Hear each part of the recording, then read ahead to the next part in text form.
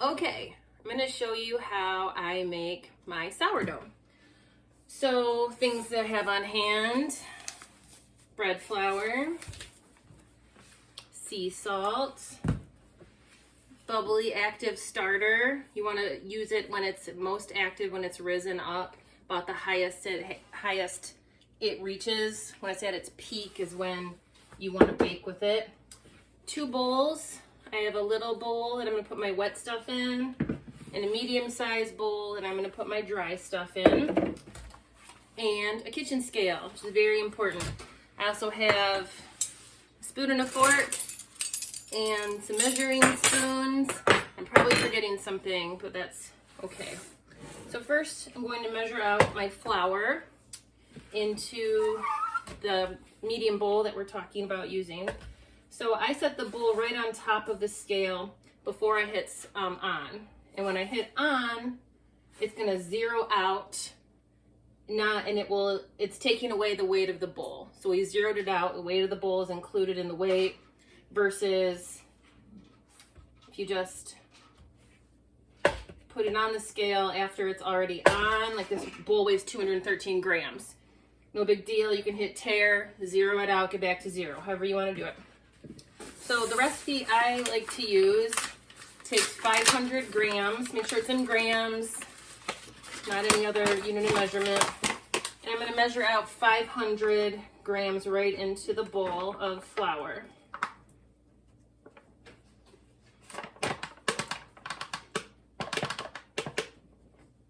Almost there. Woo, a little much.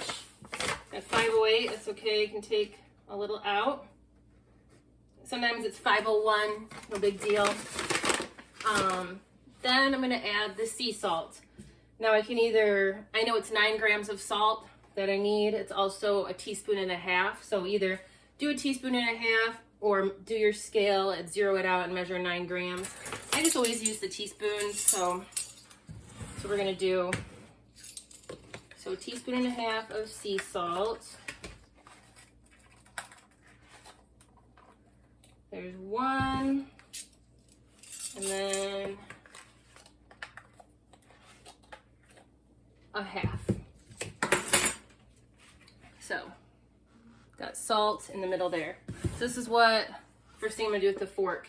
I'm just stirring the salt in with the fork, just so it's evenly incorporated throughout the flour.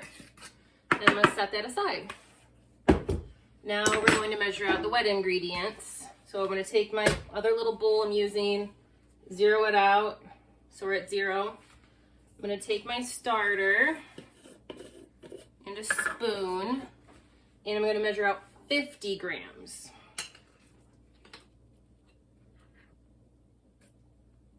Oh my God, it's right at 50.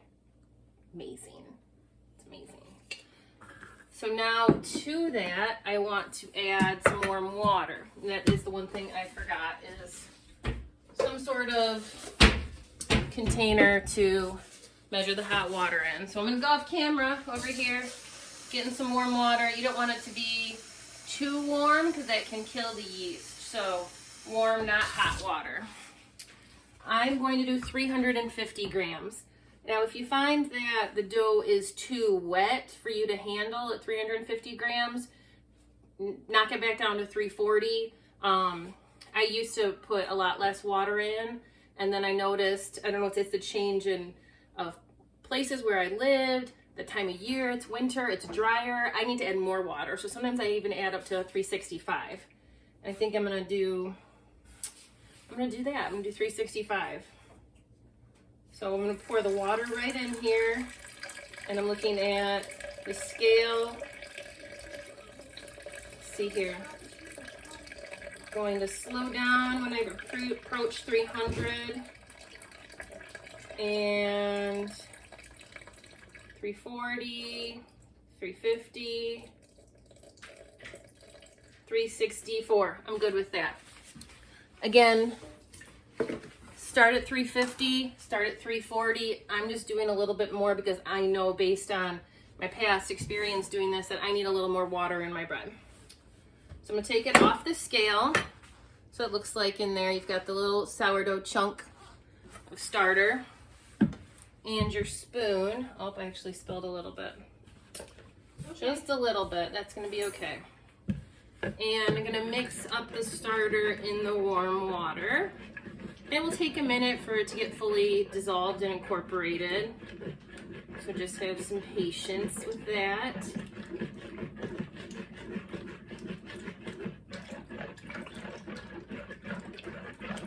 And this is why you want to use if you do put your starter in the fridge to not have to feed it as often, and you're slowing down the fermentation process on it.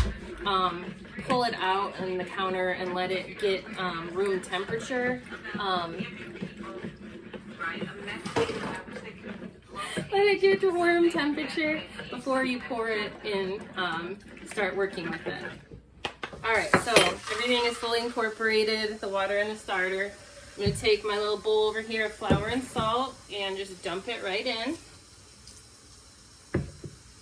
And then I'm going to take a fork, not a spoon, and start mixing it together. So here we are.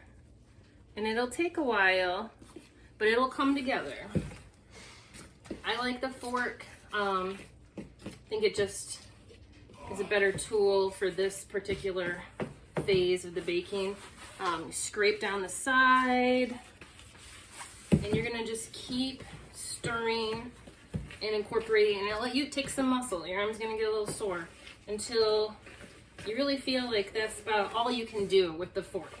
That the fork has reached all of its usefulness. And there's still gonna be some flour left at the bottom of the bowl.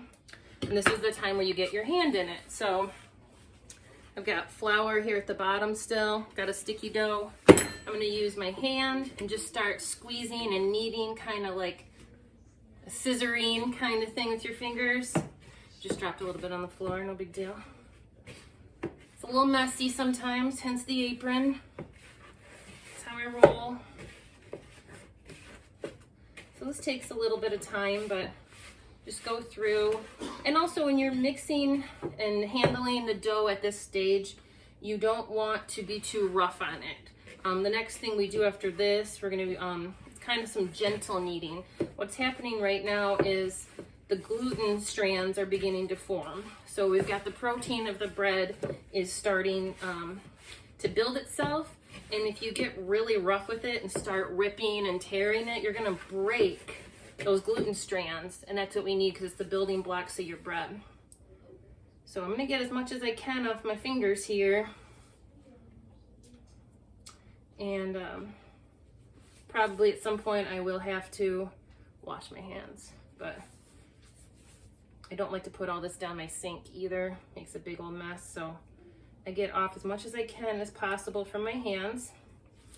And now I'm going to grab a tea towel. That's the other thing I forgot. And I'm going to put it on top of here, and I'm going to let it set for 15-20 minutes before we come back.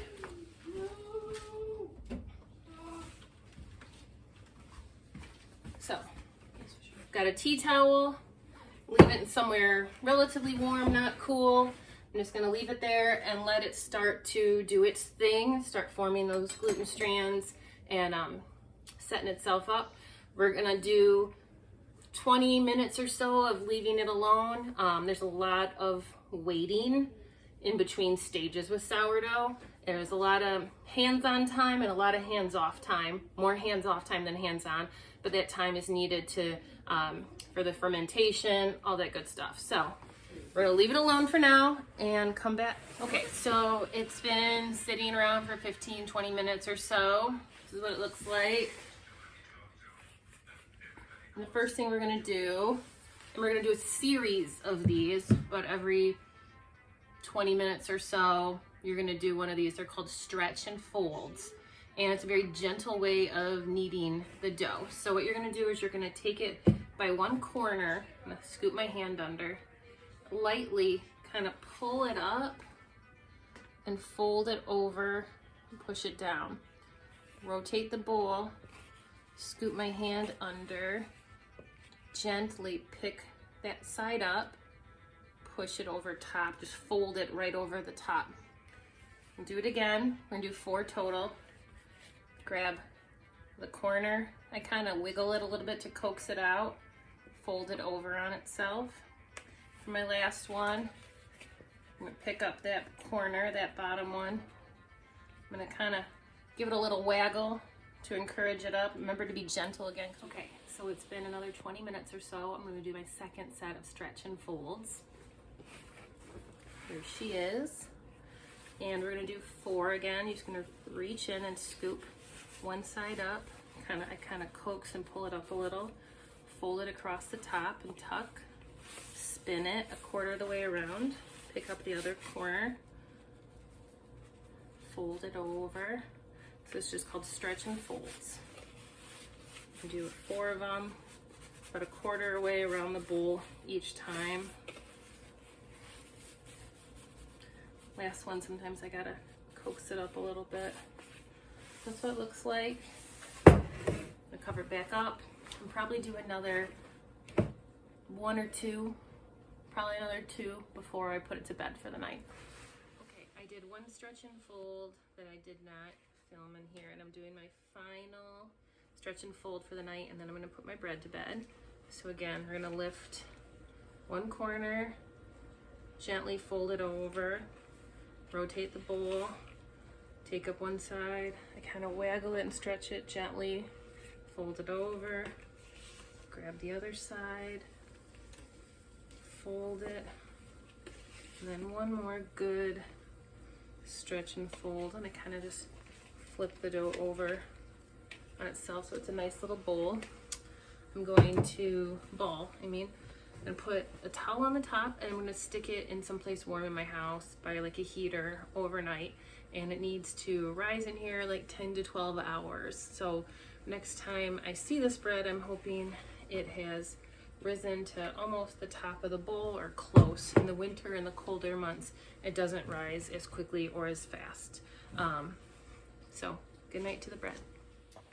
Okay, so it's morning, and I peeked on my sourdough, and it had risen, not as much as I'd like it to, but again, it seems that in winter it never rises as good as it usually does when it's warm out or humid out.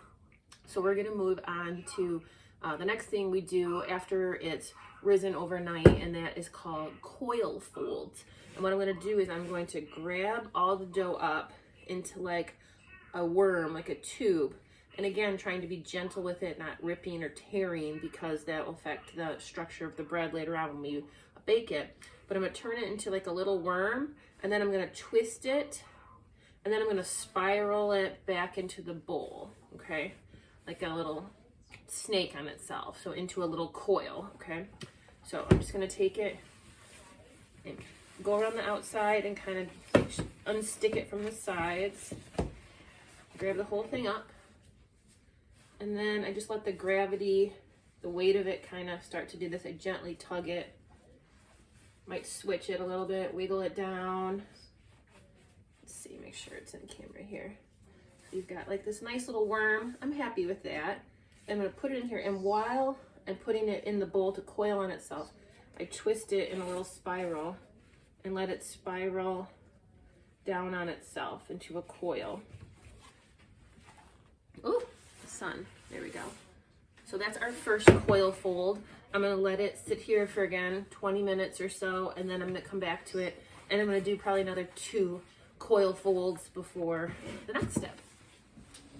All right, we're gonna do our second set of coil folds. Dough's just been chilling, resting over here. I'm going to pick the dough ball up again and coax it into another one of those little wormy things, gently pulling at it using the weight of it and the gravity. You want to gently encourage it to start stretching. You don't want to rip or tear at it. And so I kind of stretch it, waggle it a little bit, move it around.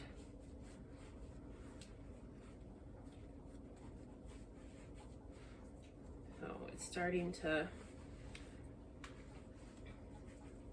see, wiggle like that. Starting to stretch out into that worm shape that we had before. All right, and I'm happy with that. I'm gonna start putting it in the bowl and doing that, twisting it as I spiral it and coil it back down on itself. And it's gonna stick it together back in there. That's our second coil fold, and we'll do one more in another 20 minutes or so before we move on to the next step. All right, I'm gonna do my last coil fold, and by this point, the bread is starting to kind of get tougher to work with, so I'm glad it's our last one. I'm gonna take it and try to again coax it into that little sneaky worm piece by gently tugging on it, trying not to rip it, gently waggling it so you get it to form kind of a worm or a tube, and then again spinning it as I put it back into the bowl, coiling it on itself. There we go. We're gonna let it set for another 20 minutes or so, and then we're going to do the next phase. Okay, so it's been a little while and time for the next part of the process. I'm gonna take some flour and just sprinkle it on the counter like this. Then I'm gonna dump the dough out onto that counter. And I sprinkle just a little bit more flour on the top of this. And now what we're gonna do is, it's called lamentation, but we're going to spread the dough out into kind of like a big circle. And I do that, again, we wanna be gentle with it. So you kind of gently tug it, waggle it, and do the air a little bit. Whatever you have to do to kind of get it into stretch it out so it's about an inch thick on your counter.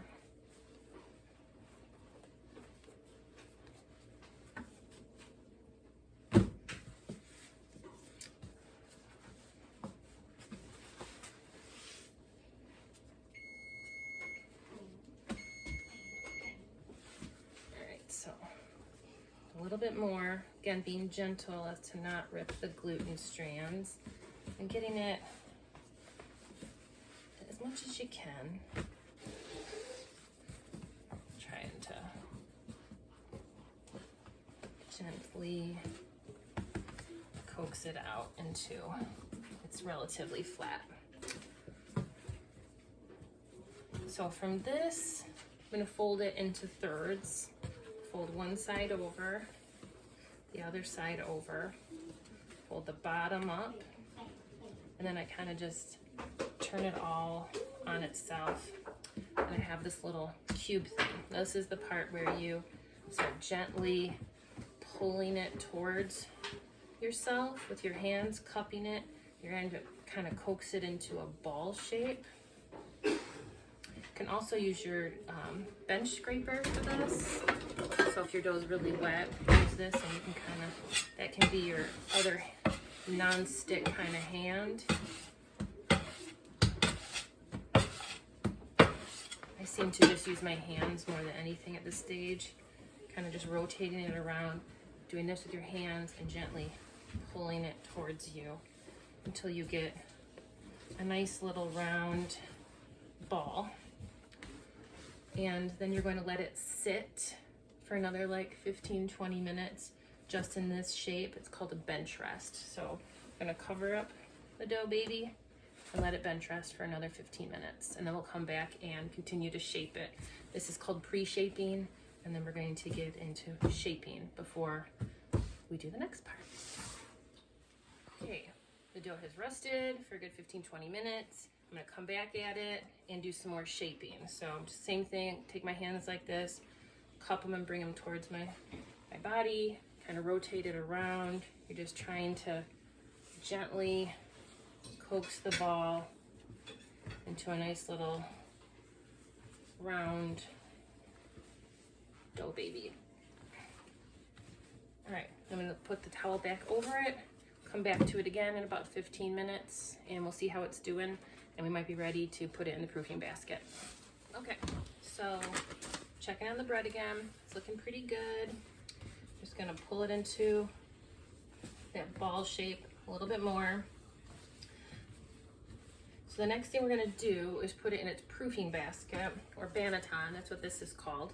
Mine has been used a lot. I don't rinse it out or clean it in between, I keep it dry.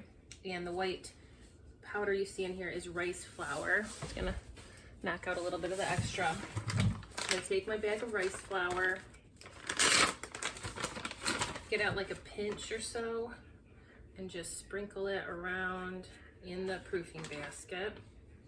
I like rice flour because it stays white when you cook, and whatever design you score into the top, the contrast is really nice between the bread, the brown of the bread, and the white of the rice flour. It's also really fine. If you use regular flour for this, which you can, it not only does it brown a little bit, it's just kind of chunkier, and I like the look of the rice flour better.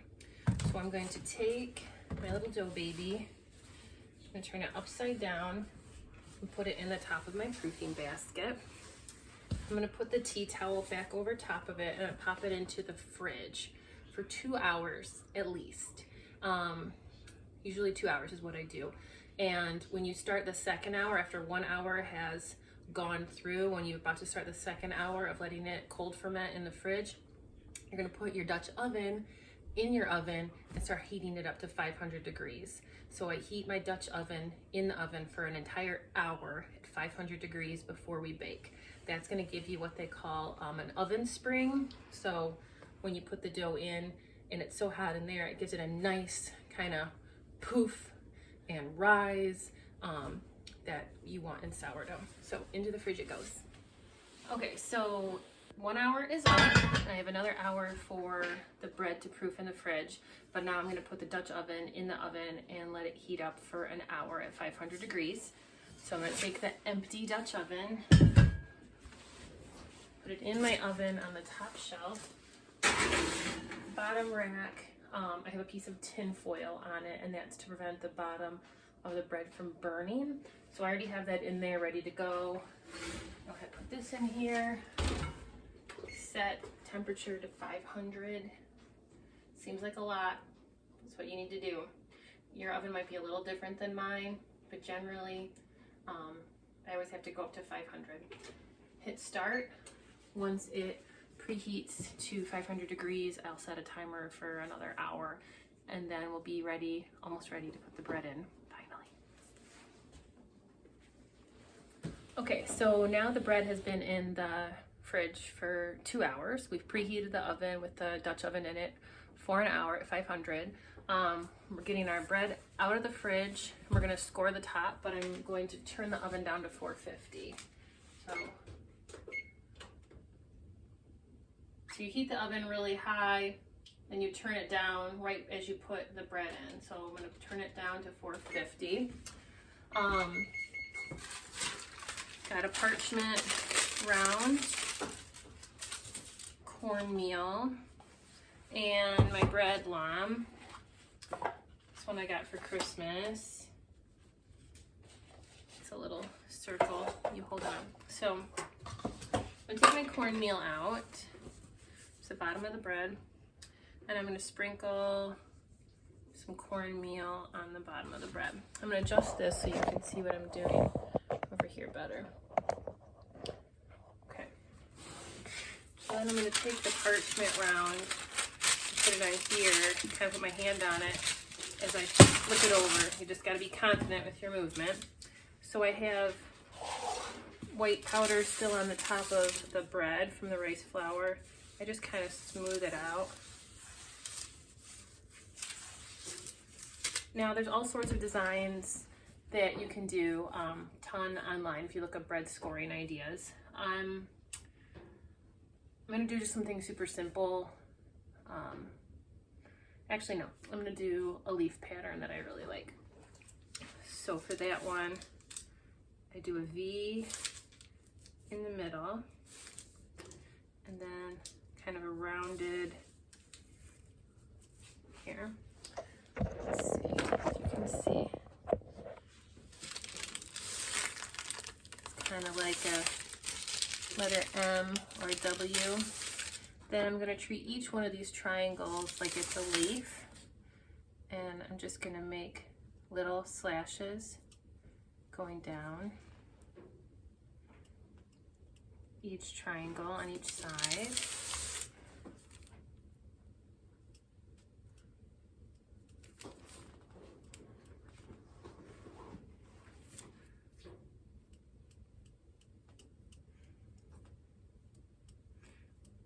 So the design part, I want there to be shallower lines, but you need to give the bread place to rise and to pop up. So these big lines on the outside, those are going to be the places I want it to expand. So I'll actually go back through and dig the trench a little deeper, because that's where I want it to reach for when it starts to expand in the oven. I don't want it to start popping through on my little lines I made on the design, because it'll find a place to rise. Then I'm going to go back through and just add a couple slashes on the outside of the things, the triangles that we were calling leaves. Just some boom, boom, boom, boom, boom. Some down the middle, just to give it a little bit more interest. All right, so I'm going to take the Dutch oven out of the oven now. Adjust the camera back up so you can see what we're doing. Whew. Very hot. Very careful. Get yourself a good pair of oven mitts. I'm going to take the lid off. Another one of my secrets to not getting a burned bottom, besides the piece of foil on the bottom, is cornmeal on the bottom of the Dutch oven. So take this, a good sprinkle of it, sprinkle it around the bottom of that. You're going to have to clean it out after you bake because it'll kind of burn. So then take the parchment paper by the little handles, drop it in there, put the lid back on the Dutch oven, pop it in the oven, set your timer for 20 minutes. And then we'll take the lid off in 20 minutes. Timer's going off. Take the lid off.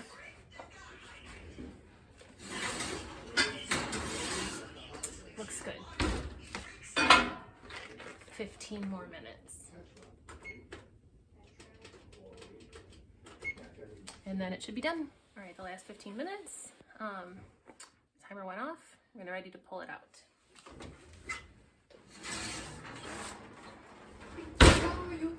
This is how it looks. I'm going to take the spatula, pull it out, transfer it over to a wire rack to cool.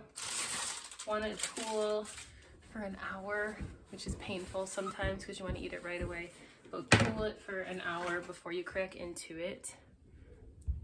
And that is how the loaf turned out. And the bottom is not burned. I hope yours turned out good.